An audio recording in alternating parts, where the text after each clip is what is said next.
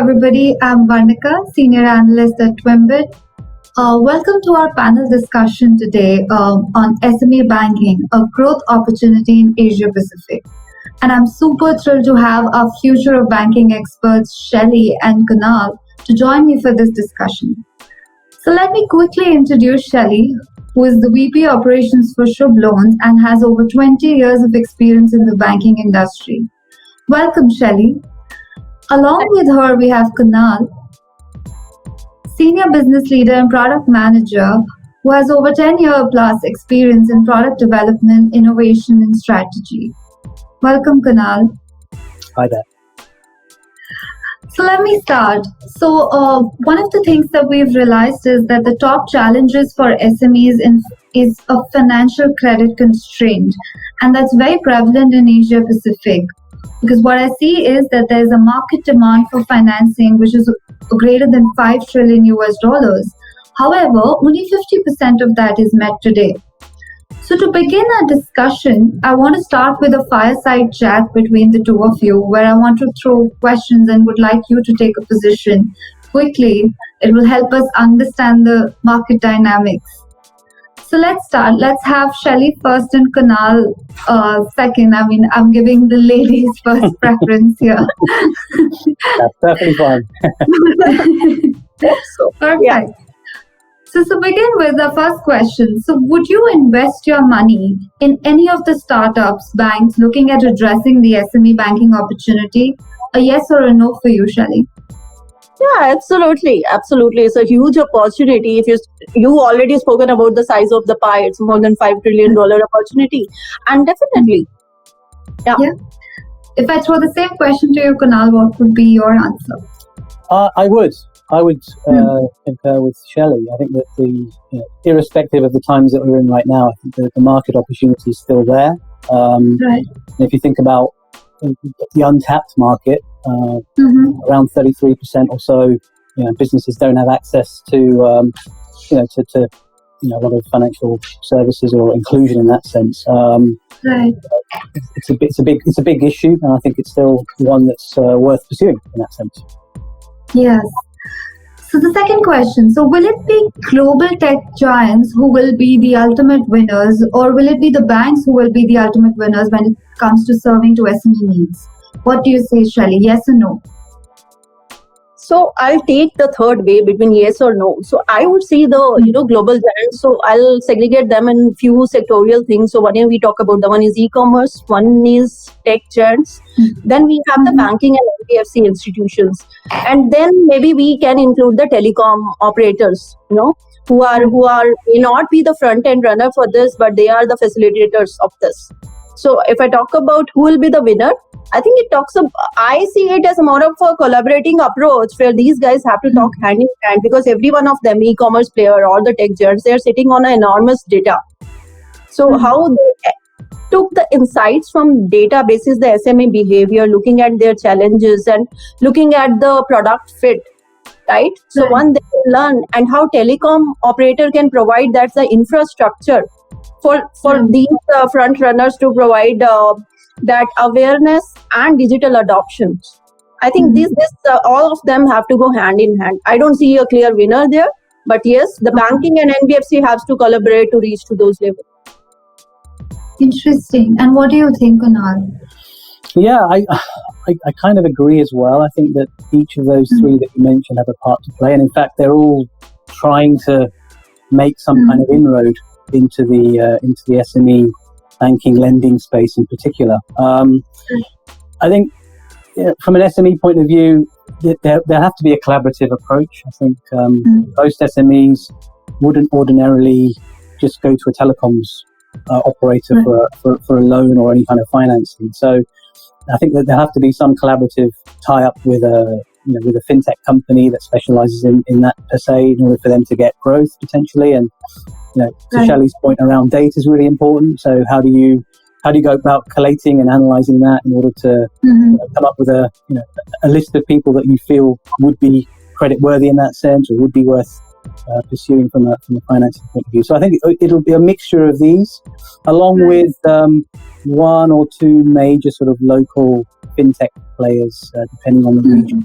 I think that they probably add them as a fourth number to that list, I would say. Great. So when we talk about market addressable opportunities, so will we at least address 50% of the unmet opportunity in the next 50 years? Do you think these players will be able to do so?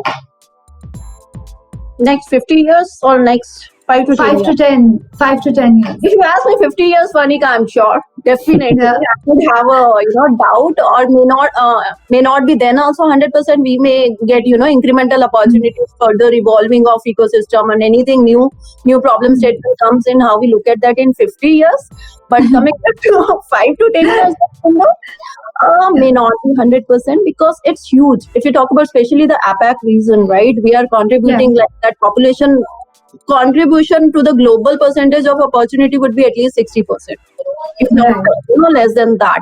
So while attending that, and the amount of diversification of this opportunity has, right, on the sector side, on the industry side, the people have different requirement in terms of securing credit also.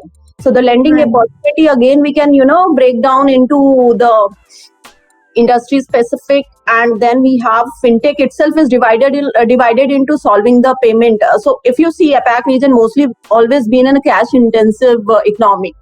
So recently, it's been only 5 years, we are just evolving in terms of our payment infrastructure as well, and lending is, I think, directly connected to that.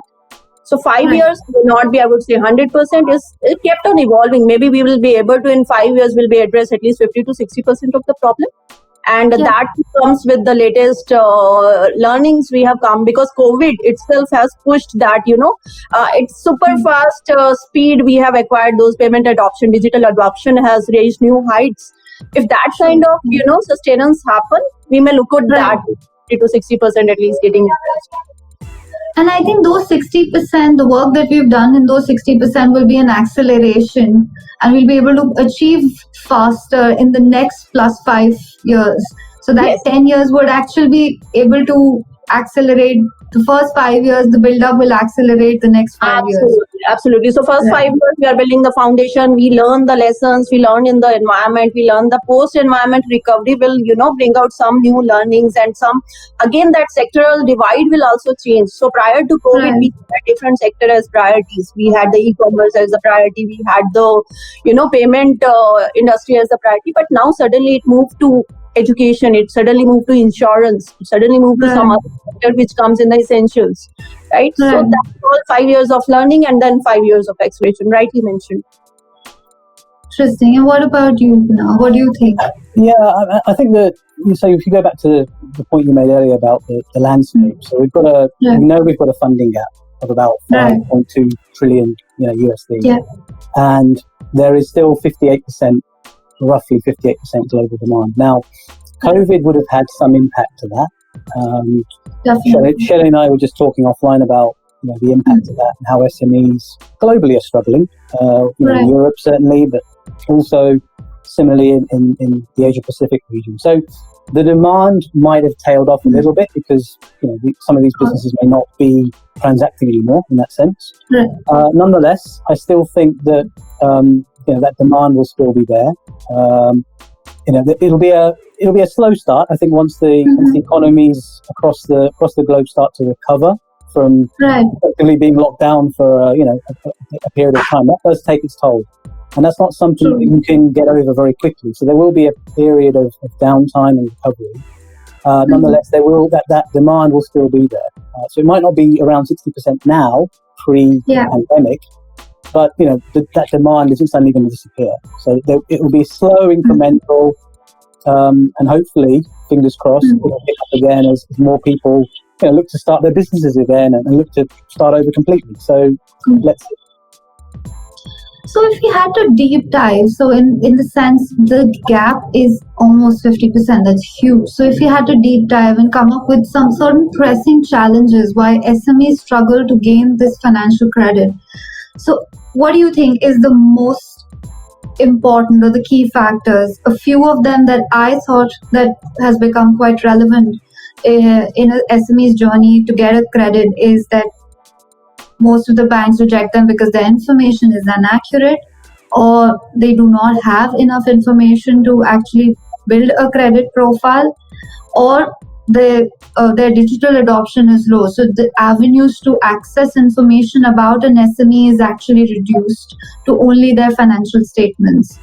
And then somehow the banks and the economic structure and the political structure of the country is such that their NPL ratios are, anyways, the industry average is so high, so they do not want to get into risky ventures, and they restrain themselves and definitely keep their portfolios more restricted towards large enterprises. So what do you guys think? Out of these, which would you prefer would be one of the most pressing? And if we had to think about more, where do SMEs struggle? So I'll take that. So I think the most pressing problem, especially in the APAC region, again, I'll come back our subject area. So issue is the digital adoption by SMEs. It's more about, awareness and literacy in terms of digital adoption, and also the affording that cost of adoption is the biggest thing. So when we talk about SME, the per ticket size is quite low, right? So their transactional size, they can't adopt the payment modes. They can't adopt, afford the POS machines and the settlement times and the entire infrastructure, which is not customized. So that is more for a mid-size organization or larger corporates when they can actually adopt that. But if we want to address that pressing problem, that's why I mentioned in my earlier thing that telecom industry can be a bigger facilitator in terms of making that infrastructure available for these SMEs, creating that digital awareness programs, creating that availability of 5G network and the more broadband infrastructure available. I think that helps. That is the beginning where then banks may actually think of building those product fits which can be related to the SMS, because right now what is the issue? Even banks provide. If I'll take the example of India, so there are many liquidity opportunities which government has created, but the issue is that is not being reaching out to the ground level, where people are not interested to take up those available liquidity because they are not sure they are moving to digital adoption. They are not feeling convenient. So that's how I think that is the pressing problem. If that gets addressed, that will be the first stepping stone. If they are aware what's available to them, they will be willing to do it when you show them. That's my thought. And what do you think, Kunal? Yeah, I mean, for me, the biggest key thing here is in terms of what puts major banks off even looking at SMEs is around the credit risk. Scoring the credit risk for SMEs in Asia Pacific is a pretty challenging task. And we know that SMEs present higher risk because of the lack of information, lack of data, as you said. They're not able to provide enough of a credit history, or it's insufficient. There's the cost of transactions is much higher, and so on. So the issue here is a lack of, specifically a lack of data for these guys to be able to present to a lender that what you've asked for is I've provided it to you. That in some instances they're not able to provide any of that at all, and that's been the biggest barrier. Whereas if you look at other non-banking organisations in that sense, so the other players, as it were, their focus is more on trying to ascertain what that data is, building up the profile themselves in order then to do business with these guys. The banks don't really want to do that because their model is based on risk. And if they see anything that's high risk, they'll avoid it completely, because, as I said, they don't have the time to invest into every single SME, because not just talking one or two, we're talking hundreds of thousands potentially. So it's difficult for them to do that in that sense. So the data piece for me really is the key thing, the key driver here. Right. So like how Shelly mentioned, like one of the solutions is to collaborate with network operators, build that kind of infrastructure. What do you think is this one other solutions to solve these challenges? A data challenge for that purpose, Kunal. What do you think? How would banks or lending institutions are solving this data challenge and creating a better, robust profiles? Yeah, I think that the key thing here is around like looking at alternative data analytics solutions, for example. So, if I take Grab in Singapore, the Grab Financial Group, they want to break into that space. They've applied for a banking license in Singapore. Yeah. They want to lend to SMEs. Grab have got quite a great ecosystem in APAC, in that region. Their sole purpose is not really just to be a lender and that's it. They're actually taking a different stance to it. They're looking at technology. So how can technology and data analytics, from that perspective, help Grab do business with a lot of these SMEs? So they're actually taking the lead in speaking to SMEs about how they can start to assimilate data as well from their side. So it's really, rather than just disregarding them, they're actually helping them with a view of doing business with them in that sense and being a lender. So it's an interesting approach from a technology company to take. And they've taken that purely because their whole business is predicated on data. Right. From what they do from a business model perspective. And they're applying that now to, lending and financing in this particular segment. So I think for me, the technology play is going to be really big. If they're able to build technology solutions that can work with these SMEs to collate that information rather than demanding it from an SME. Oh, I need these 10 things by next date. The SMEs will, so I think having that relationship with an SME, helping them, not just dismissing them because they're too high risk. I think for me, that's the key thing that these sort of companies can do, and really make technology that focal point and having that kind of relationship with them at the very beginning. Wow, that's a very interesting point. I think a lot of times where banks struggle is because they demand and they don't have a relationship, and they're not helping SMEs build that kind of profile for themselves. And we know why, because banks are regulated. They work to process. So if anything falls outside of the process, based on their risk models, it's like we don't want to touch it. We'd rather go off and find something that's going to be higher profit but low risk. Right, low risk.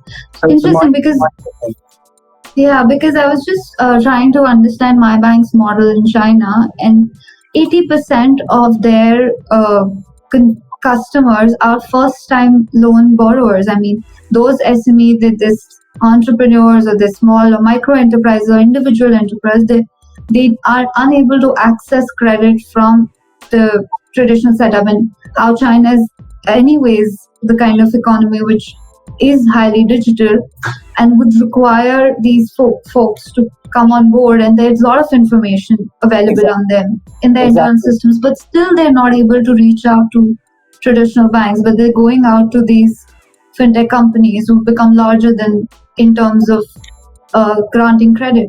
Exactly, and this is how these fintech companies work. So don't get me wrong, there is an emphasis, there is a requirement to a certain degree that an SME would need to start looking at digital solutions to help them, because you have to collate data. Now, ideally, you want to collate in digital form, so then whatever platforms these guys are using from an analytics perspective can then crunch that data and then work out, okay, this person or this business is worth investing. So that there is an element of the SME having to, initiate that step from a digital standpoint, which is why that digital adoption piece is really key here as well from their end. Of course. I think this was a very interesting conversation. At least we understood that digital adoption is really important. Banks alone cannot work. They need collaboration. They need platforms. They need to reach out, and rather than demanding information, they need to build a relationship. And I think fintech companies and financial institutions who are robust in their digitalization journey are doing pretty well in their job as compared to what I see the banks are doing. And I think the unmet opportunity that we've spoken about today, another 5 to 10 years, will actually create a beautiful roadmap for SMEs. At least they'll make the job a little easier to gain access. So thank you guys. Thank you for joining us in this conversation, and we'll be reaching to these two again because this is a series, and we're going to reach out to Shelly and Kunal to talk again about who are the market players who are actually trying to solve these challenges and how well are they doing, who's going to be the winner for serving SMEs. Thank you.